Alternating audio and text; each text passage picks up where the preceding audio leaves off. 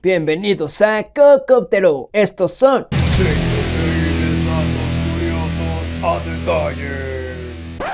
5.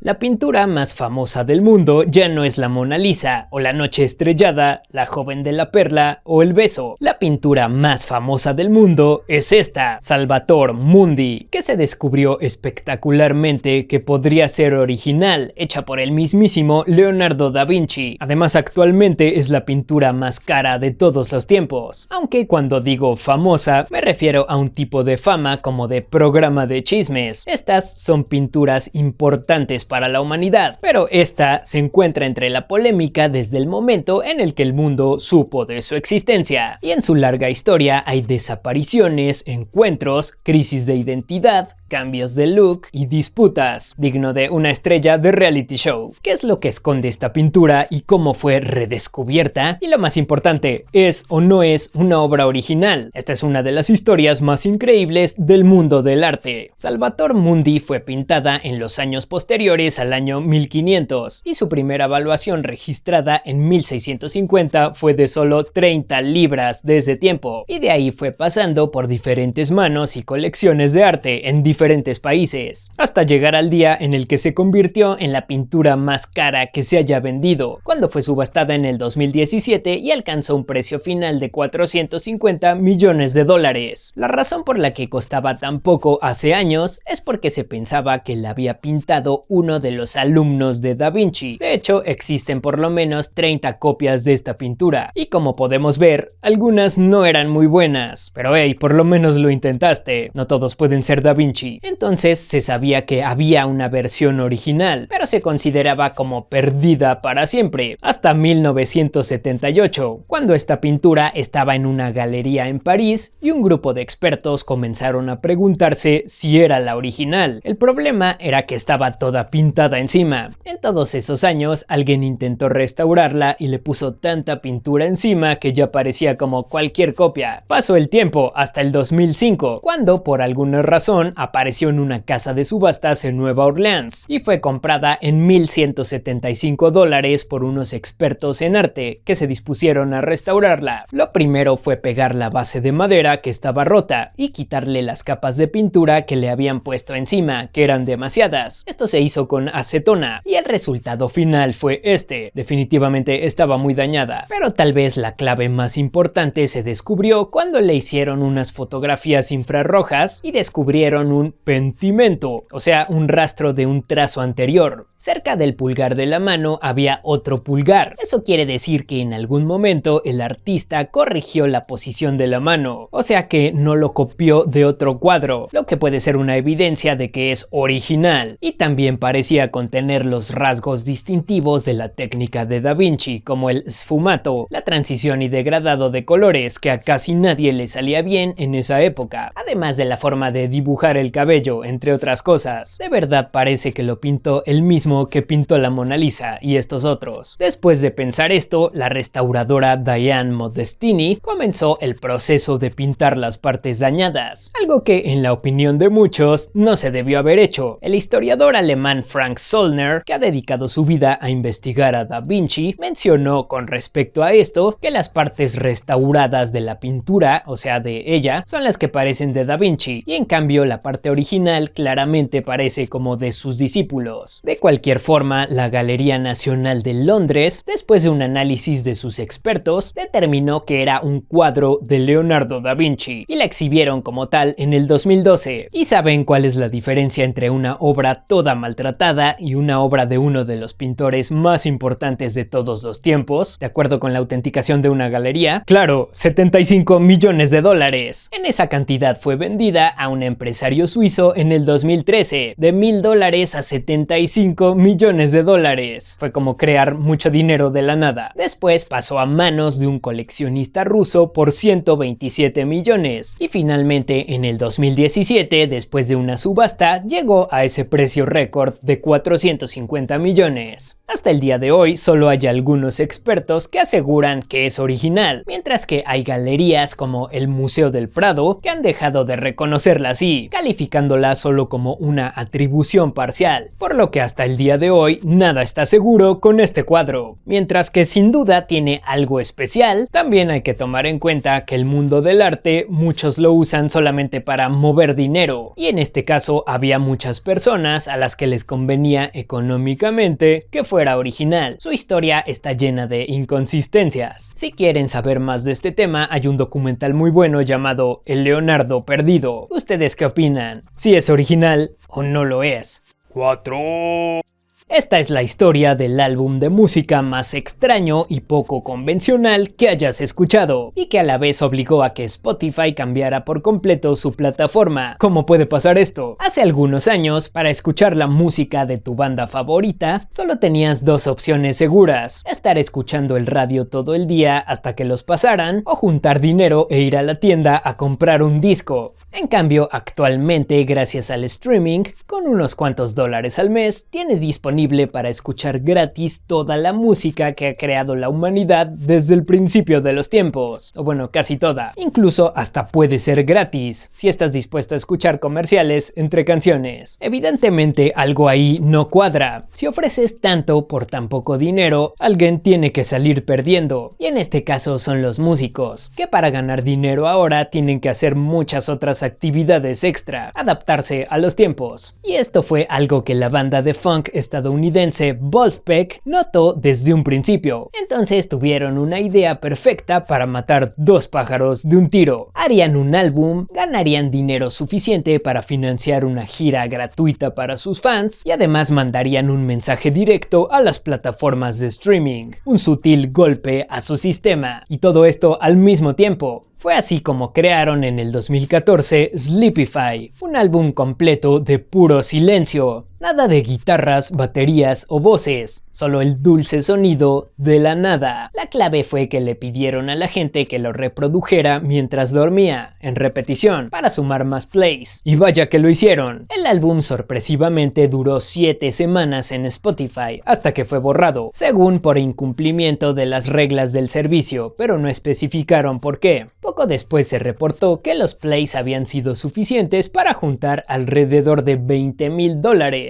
y que la banda sí los recibió, lo que automáticamente se convirtió en el álbum silencioso más exitoso de todos los tiempos, aunque bueno, no tenían tanta competencia. Esto permitió que pudieran hacer su gira gratuita, por lo que el experimento fue exitoso y además se logró hacer una declaración artística. Claro que casi una década después, el modelo de Spotify sigue pagando menos de lo que merecen los músicos. Pero bueno, como dije, a veces no queda de otra más que adaptarse. Por cierto, hay composiciones de silencio en Spotify que no han sido borradas, como por ejemplo 433 del compositor experimental John Cage, de 1952. Esta pieza consiste en 3 movimientos y es puro silencio, 4 minutos y medio de silencio, que hasta la fecha tiene 1.800.000 plays. La banda Wilco tiene un track llamado 23 segundos de silencio y The Neighborhood tiene uno llamado Un momento de silencio que dura 30 segundos. Hasta John Lennon y Yoko Ono tienen una canción, 2 Minutes Silence, que es eso, 2 minutos de silencio, en los que se agradece que Yoko Ono no esté gritando. Y la banda The Bloodhound Gang llamaron a una canción Las 10 cosas más geniales de New Jersey, y sí, efectivamente son 10 segundos de silencio. Existen más canciones silenciosas de las que pensaba, podría ser todo un género del antiarte, pero se puede decir que de todos estos, Wolfpack alcanzó el punto más alto, con su álbum Sleepify.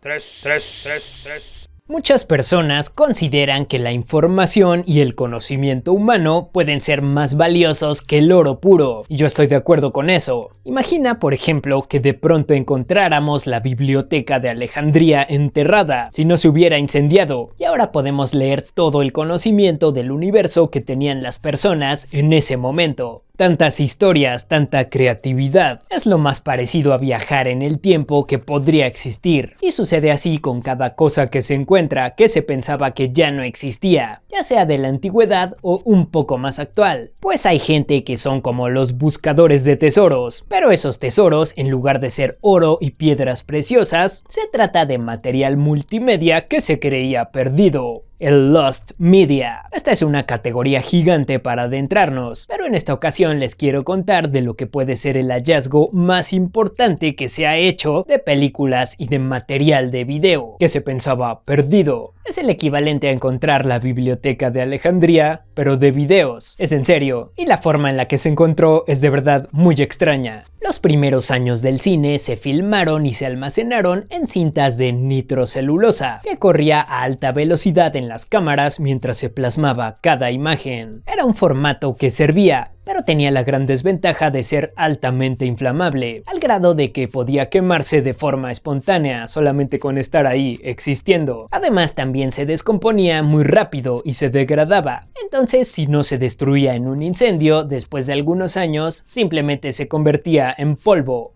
Por culpa de esto, hubo cientos de películas que se perdieron para siempre. Aunque después de unos años se desarrollaron cintas más seguras, era difícil pasar de una por una para poder asegurarlas y guardarlas. Entonces se han perdido colecciones importantes, como por ejemplo el archivo de la Cineteca Nacional de México, y como este suceso ha habido por todas partes del mundo. Una mezcla entre altas temperaturas, poca ventilación y el material inflamable han sido la principal causa. Lo que me lleva a la historia que les voy a decir. ¿Cuál sería el mejor lugar entonces para conservarlas? En 1978, en Dawson City, Canadá, muy cerca de Alaska, decidieron renovar una pista de hielo de hace muchos años. Esa fue una de las ciudades que se fundaron por la fiebre del oro. Mucha gente iba a buscar pepitas de oro y se establecían ahí. Pues para sorpresa de todos, al quitar la pista de hielo, encontraron alrededor de 500 cintas de película de la era muda del cine. La mayoría eran películas que estaban consideradas como perdidas para siempre. De alguna forma, estar en un lugar permanentemente congelado hizo que se preservaran, aunque estaban algo dañadas, pero podían restaurarse. Cientos de películas desde 1903 hasta 1929, incluso eventos históricos como la única grabación que existe de la Serie Mundial de Béisbol de 1919, se encontraron entre esas cintas. Y es que esa ciudad tenía la suerte de ser la última en una cadena de distribución. Al estar tan al norte, las películas iban recorriendo ciudades hasta quedarse ahí, en donde ya no las reclamaban. Este lugar se usaba como pista de hockey, pero tenía problemas para mantener una temperatura uniforme, por lo que necesitaba nivelarse mejor. Entonces resolvieron dos problemas en uno. Como ya había demasiadas películas almacenadas en la biblioteca local y en el propio gimnasio de la pista, decidieron enterrarlas debajo del hielo para que tuviera una superficie más uniforme. Solo estaban protegidas por unas tablas y un poco de tierra. Así es como trataban a las películas en ese tiempo, con razón se han perdido tantas. Pero como ya vimos, en este caso fue involuntariamente el mejor lugar donde podrían haberlas puesto. Incluso sobrevivieron a la destrucción del lugar por un incendio en 1951. Y sí, este incendio fue causado por las cintas que tenían almacenadas, pero en la parte de arriba, mientras que a las que estaban enterradas no les pasó nada. En el 2016 se hizo un documental llamado Dawson City, Tiempo Congelado, en donde narran la historia de la ciudad y de este suceso, mientras se pueden ver fragmentos de las cintas encontradas, algunas como nuevas y otras con el daño que habían acumulado, y yo creo que vale la pena verlo. Y como esta, hay más historias increíbles de multimedia que se consideraba perdida y que ha sido encontrada en el lugar menos esperado. Son como tesoros. Me gustaría seguir investigando de este tema en otros videos. 2.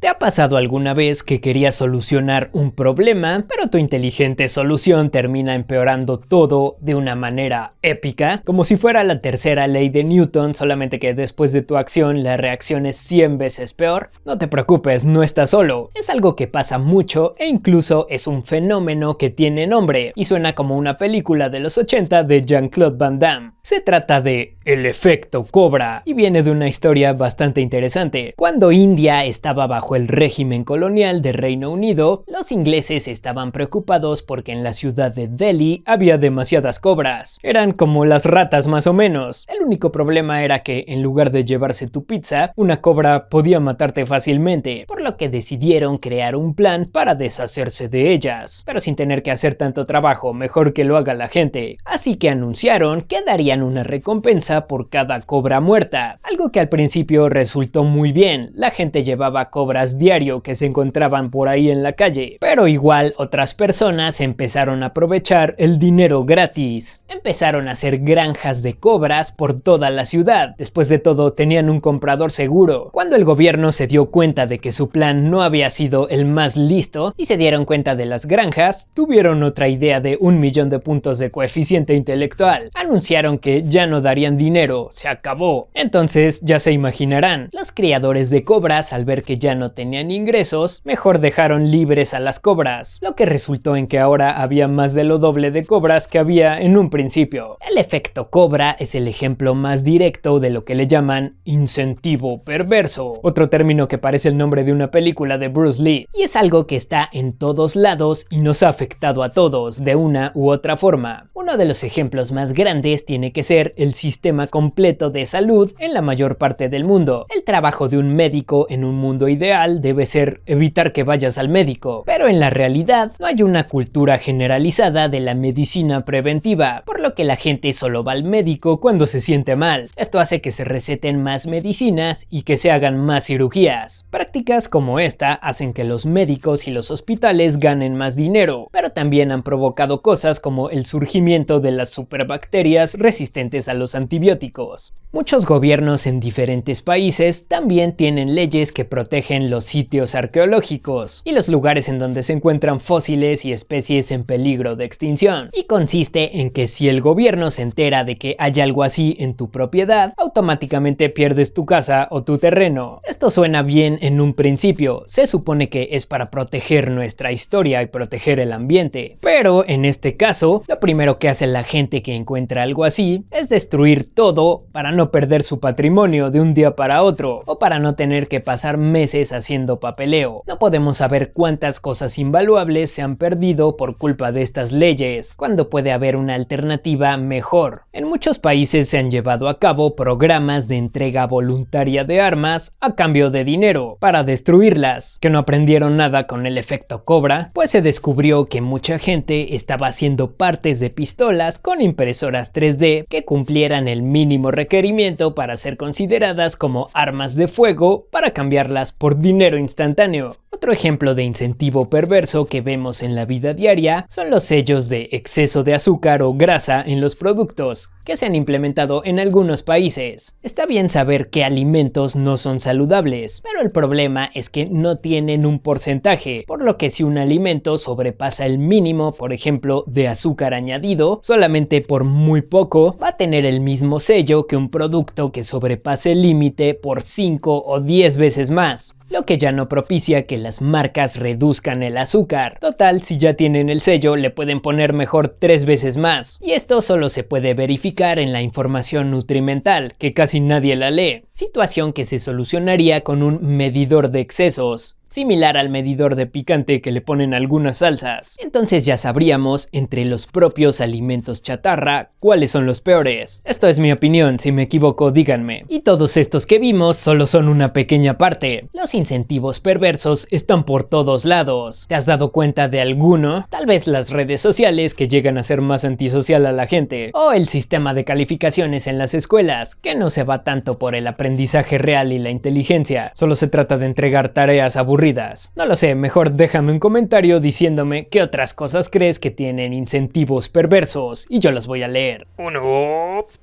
Este es un dragón chino. Observa sus características. En cambio este es un dragón europeo, bastante similar, ¿no lo crees? Y este es un dragón de Mesoamérica, pues estos tres dragones se hicieron en tres diferentes partes del mundo hace muchos siglos, cada quien por su cuenta, no se pusieron de acuerdo, obviamente no sabían de su existencia cada civilización. Técnicamente los europeos podrían haber sabido de los chinos, pero no hubo en realidad una influencia para crear estas criaturas mitológicas al principio, y en Mesoamérica menos. Esto se repite en casi todas las culturas que surgieron en diferentes partes del mundo de forma independiente. Todas tienen algún tipo de dragón en su mitología. Si está demostrado que los dragones no existen, solo son producto de la imaginación, entonces ¿por qué rayos estaban en todos lados en la antigüedad? La respuesta a esto te va a sorprender. Posiblemente. Primero que nada vamos a establecer lo que tú y yo estamos pensando. Los dragones son lo más genial que puede existir. Vuelan, respiran fuego y dependiendo tu mitología favorita hasta pueden ser guardianes de tesoros e incluso pueden brindarte sabiduría. Básicamente toma lo más genial que le puedes poner a un animal para ser imponente e inspirar miedo a tus enemigos y listo, tienes un dragón. Pero sobre todo representan una aspiración. Si tú eres un animal, quieres ser un dragón, es como lo máximo que se puede alcanzar, y si eres un humano, quieres encontrar un dragón, y si se da el caso, quieres derrotarlo también, es el sueño. En tiempos antiguos no teníamos idea de dónde terminaba el planeta, todavía teníamos mucho territorio por explorar, y cuando salías no sabías qué maravilla o qué peligro te ibas a encontrar. Es por eso que la mayoría de los mapas tenían dibujos en las orillas. La mayoría de estos eran monstruos, incluyendo dragones, como diciendo, si vas hacia allá, quién sabe qué es lo que te vas a encontrar. Los dragones son la personificación de lo desconocido y de los desafíos que podía traer ampliar el conocimiento del mundo y de la mente humana. Solo los valientes se atrevían a desafiarlos. Claro que tenían sus diferencias de acuerdo con el lugar donde eran. Por ejemplo, en Europa eran vistos como símbolo de poder y riqueza. Un caballero tenía que matar dragones para demostrar su valor y las familias reales los ponían en sus escudos. En culturas asiáticas, los dragones representaban más la sabiduría. Eran benevolentes, protegían a la gente y traían agua a los cultivos. Eran como el enlace entre la civilización y la naturaleza en armonía. Mientras que en culturas de América, por lo general, eran dioses, como Amaru en Sudamérica o Quetzalcóatl en Mesoamérica, que se dice que son serpientes emplumadas, pero obviamente son dragones también. De hecho, la forma característica de los dragones antiguos se asemeja al flujo de un río, que para la mayoría de las culturas eran como los dadores de vida, ya que llevaban alimento,